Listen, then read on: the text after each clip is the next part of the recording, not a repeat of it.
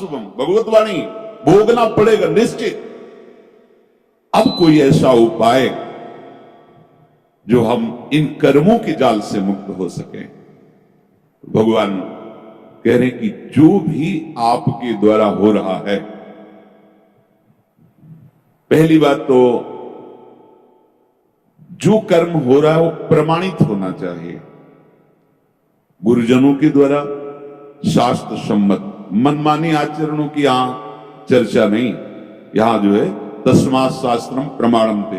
आपका कोई भी कार्य बिना प्रमाण वाला नहीं होना चाहिए, मनमानी नहीं होना चाहिए। उसका प्रमाण किसी संत ने कहा है, आचार्य ने कहा है, गुरुदेव ने कहा है, भक्तों ने ऐसा कहा है, ऐसा हमारे बुजुर्गों ने कहा है, यह प्रमाणित होना चाहिए। अब उस कर्म का अनुष्ठान करते समय हमारे हृदय में लाभ की विशेष आकांक्षा होती है, उस कर्म की सफलता की विशेष आकांक्षा होती है।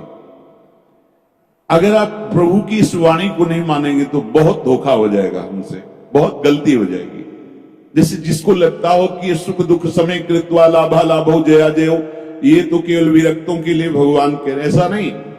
देखो सबको लाभ इसमें है। एक विद्यार्थी है, वो विद्या अध्ययन करता है पास होने के लिए, पूरा प्रयास करता है। किसी कारणों से, खेल में ज्यादा बुद्धि होने से, प्रमाद बुद्धि होने से, या प्रयासरत है उतना मानसिक प्रबलता ना होने से चूक हो गई, उत्तर नहीं दे पाया और परीक्षा में फेल हो गया। अब ये सूत्र उसको पता नहीं है, न घर वालों को पता है। अब उसे बोलते हैं कि इतना रुपया लगाया, इतनी फीस भरी और तू फेल हो गया। मानसिक उसके ऊपर दबाव डालते हैं। वो शास्त्र ज्ञान से रहित, विवेक रहित बालक विचार करता है, घर वाले भी असंतुष्ट हैं और पास भी नहीं हो पाया, अब क्या करें? बोले मर जाना अच्छा है। देखो कई ऐसी घटनाएं सुनने को मिलती, अमुक विद्यार्थी फेल हुआ, उसने आत्महत्या कर ली। ये क्यों हुआ? ये विवेक ना होने के कारण। ठीक है, इस बार फेल हुए तो अगली बार हम प्रयास करें, जहां हमारी कमी रही। अगली बार भी फेल होते हैं तो केवल पढ़ करके, विद्या या अध्ययन करके ही जीवन रखना होता है क्या? अगर विद्या नहीं है तो वो जीवन नहीं है। अरे भाई ऐसा नहीं है, जीवन नष्ट करने का अधिकार तुम्हारा नहीं। किसी कार्य में असफलता होने पर अगर हम अपने जीवन को नष्ट कर देते थे तो बहुत बड़ा अपराध बन गया, बहुत बड़ी दुर्गति का कारण बन गया। हमें जो अवसर मिला था उन्नति का, हम अवनति में बदल दिया, बहुत बड़ी हमारी पराजय हो गई। इसलिए समता आना अति आवश्यक है। हमें तो लगता है कि सबको सत्संग सुनना चाहिए, भगवत प्राप्ति के लिए ही नहीं, समाज में जीने के लिए भी सत्संग की आवश्यकता है। आसुरी बुद्धि पशुता का नाश करने के लिए सत्संग समर्थ है। एक किसान है, हजारों रुपए लगा करके, मेहनत करके, बहुत बड़ी मेहनत होती किसान की, बहुत मेहनत होती, बहुत बड़ा तपस्वी होता, वो जान नहीं पाता है अज्ञान की धरा में होने के कारण। जिस ठंडी में आप वस्त्र त्याग नहीं करना चाहते, पूरी रात रात पानी लगाता है गेहूं की खेती में, बड़ी मेहनत करता है। जब फसल काटने का समय आता है तो वर्षा और ओले हो जाते हैं, पूरी फसल नष्ट हो गई। कर्जा लेकर उसने खाद पानी लगाया था, बेटी का ब्याह करना है, बच्चों को पढ़ाना है, अब फसल नष्ट हो गई। कर्जा कैसे देंगे? परिवार का पालन पोषण कैसे करेंगे? इससे अच्छा आत्महत्या कर लो। कई ऐसी घटनाएं, हम जिस कार्य में चलते हैं असफलता मिलती है तो हमको एक ही उपाय दिखाई देता है कि हम अपने को नष्ट कर लें। भारी मूर्खता।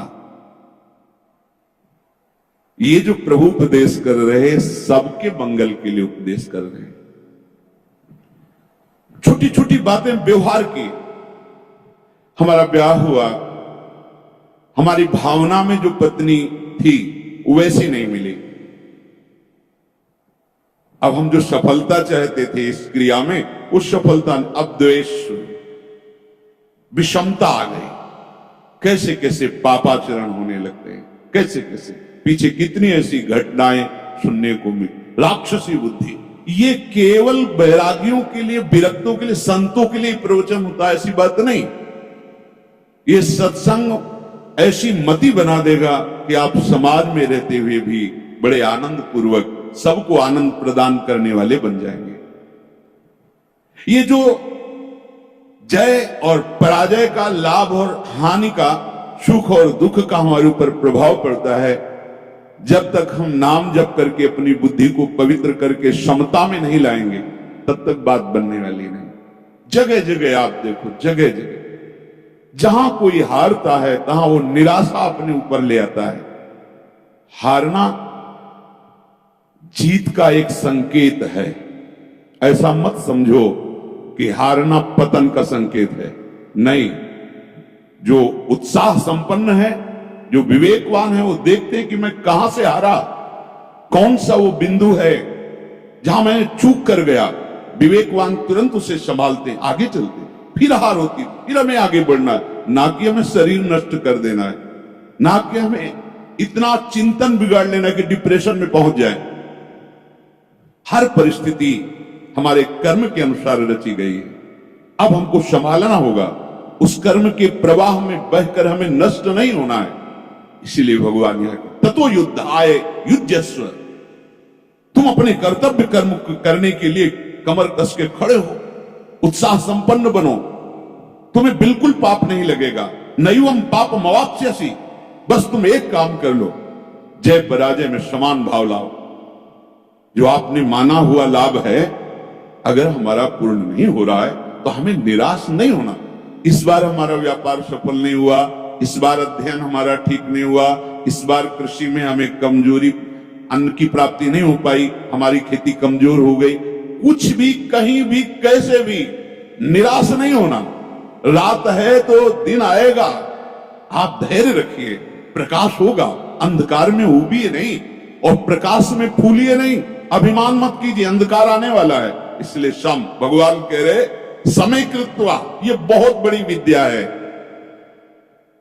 अगर कोई कहे निकुंज में जाने के लिए इसकी क्या आवश्यकता है, तो कृपा प्रकरण में पढ़कर देखिए, तीसरे दोहे में, शत्रु मित्र समझानी सम, मान मान अपमान सम, दुख सुख लाभ न हानि। यह जो वही प्रभु कह रहे, सुख दुखे समय कृत्वा लाभा लाभ हो जया जय। इसको धारण कीजिए। छोटी छोटी सी अनुकूलता में बाधा पड़ने पर हम दुखी हो जाते हैं, हम विक्षिप्त होने लगते हैं, हम बहुत बड़े लाभ का त्याग कर देते। छोटी सी मनोनुकूल वृत्ति के विरोध होने पर, जबकि वो महामंगल विधान है, आपको समझ में नहीं आ रहा, आप इतने असंतुष्ट हो जाते हैं, इतने हार जाते हैं, इतने निराश हो जाते हैं कि परम लाभ का मार्ग ही छोड़ दिया। और ये जरूरी है, जरूरी है। जैसे ये उपदेश जब होते हैं तो प्रश्न भी होते हैं कि कब तक सहें, कब तक सहें? जब तक भगवत प्राप्ति नहीं हो जाती, जब तक भगवत साक्षात्कार नहीं हो जाता, तब तक आप सहो। सहत सहत बाढ़े भगति, इसका परिणाम क्या होगा? हम तो बड़ा दुख सह रहे हैं, अपमान सह रहे हैं, विषमता सह रहे हैं, इसका परिणाम क्या होगा? भगवान कह रहे बिल्कुल निश्चिंत रहो, महाभय से तुम्हारी रक्षा निश्चित यही कर लेगा। समता, किसी के आशीर्वाद की जरूरत नहीं। ऐसा ते विहिता सांख्ये बुद्धिर्योगे त्विमां शृणु, बुद्ध्या युक्तो यया पार्थ कर्म बंधम प्रहास्यसि संतुष्टायेन केनवा। ये कला सीखनी पड़ेगी, ये कला स्वीकृति करनी पड़ेगी, नहीं आप आगे परमार्थ में नहीं बढ़ पाएंगे। हर तरह से अपने को प्रसन्न रखने की चेष्टा रखो, विवेक के द्वारा, किसी वस्तु व्यक्ति स्थान के द्वारा प्रसन्न करने की नहीं, आंतरिक विवेक के द्वारा, बाह्य कोई साधन नहीं। इसके लिए कैसी भी परिस्थिति हो, यदि आपने प्रभु को स्वीकार किया है तो आप प्रसन्न रह सकते हो, क्योंकि हमारे प्रभु विद्या के समुद्र हैं, ज्ञान के समुद्र हैं, प्रेम के समुद्र हैं, ईश्वरी के। क्या चाहिए? बिना पढ़े समस्त विद्या प्रकाशित हो जाती है। ब्रह्मा जी किस स्कूल में गए थे? चारों वेद स्वतः स्फुरित हो रहे। किसके संकल्प से? भगवान के संकल्प से। समस्त सृष्टि की जितनी भी कलाएं हैं तो ब्रह्मा जी से तो प्रकट हुई है। कहां सीखा ब्रह्मा जी ने? प्रभु के संकल्प से। वही तुम्हारे भी हृदय में संकल्प जागृत हो जाएगा। मूकम करोति वाचालम पंगुम लंघयते गिरिम यत् कृपा तमहम वंदे परमानंद माधवम।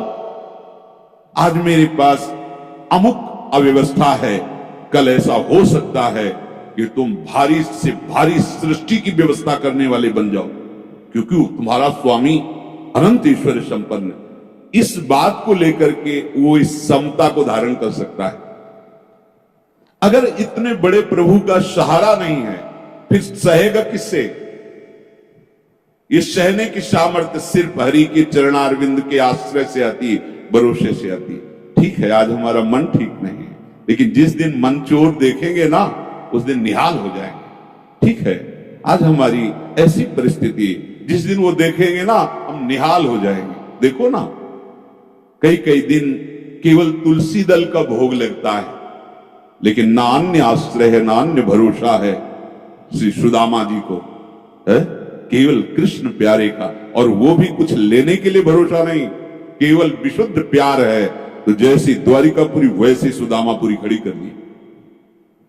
संतोष अगर किसी को हो सकता है तो प्रभु को लेकर के होगा। ध्यान रखना, अगर प्रभु का आशा भरोसा नहीं तो आप नहीं।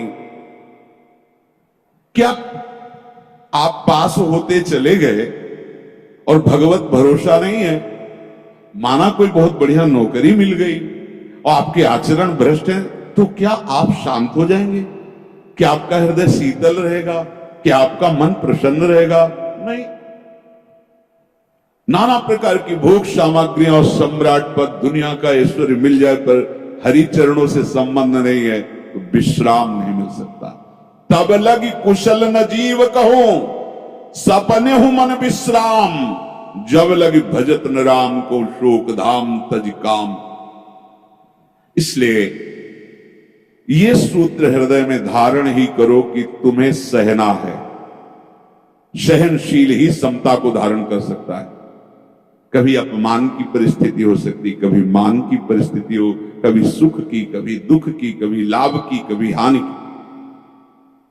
अगर हमारे हृदय में भगवत आश्रय नाम जब चल रहा है तो बड़ी से बड़ी हानि में भी आपको शोक नहीं होगा, दुख नहीं होगा। बात समझ लीजिए।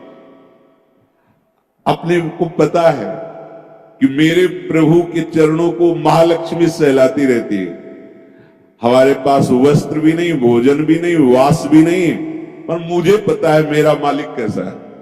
अपार ऐश्वर्य का स्वामी है। जिस दिन नजर हुई निहाल हो जाएंगे, दूसरी की तरफ वो ताकता नहीं। उस परिस्थिति में भी, ये हम सकामी भक्ति की बात कर रहे हैं, उस परिस्थिति में भी वो मस्त रहता है। जिस दिन मालिक की नजर हो जाएगी निहाल हो जाएगी।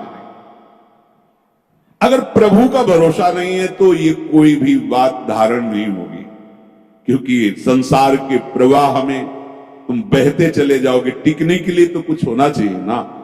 तो ये गोरे चरणारविंद ऐसे हैं हमारे आराध्य देव की, कि इनका भरोसा लोगे तो निहाल हो जाओगे। निश्चित हर कदम आपका विश्वास प्रबल होता चला जाएगा। कैसे तुम्हें बताएं? लोगों को लगता है कि जितनी संसारिक चेष्टाएं हैं, अगर ऐसा नहीं होगा तो ऐसा नहीं हो सकता। आप सच्ची समझो, केवल उनकी मुस्कुराहट से अनंत ब्रह्मांडों को रचने वाली माया प्रकट हुई। किसी दूसरे का सहयोग ले, सच्ची वालों वो क्या नहीं कर सकते। गरुड़ जी महाराज बड़े बड़े हजार हजार फण वाले सर्पों को ऐसे चीर के खा जाते हैं, और उनकी नजर हो जाए तो सांप का बच्चा गरुड़ को लील जाएगा। सांप का बच्चा गरुड़ को लील जाएगा।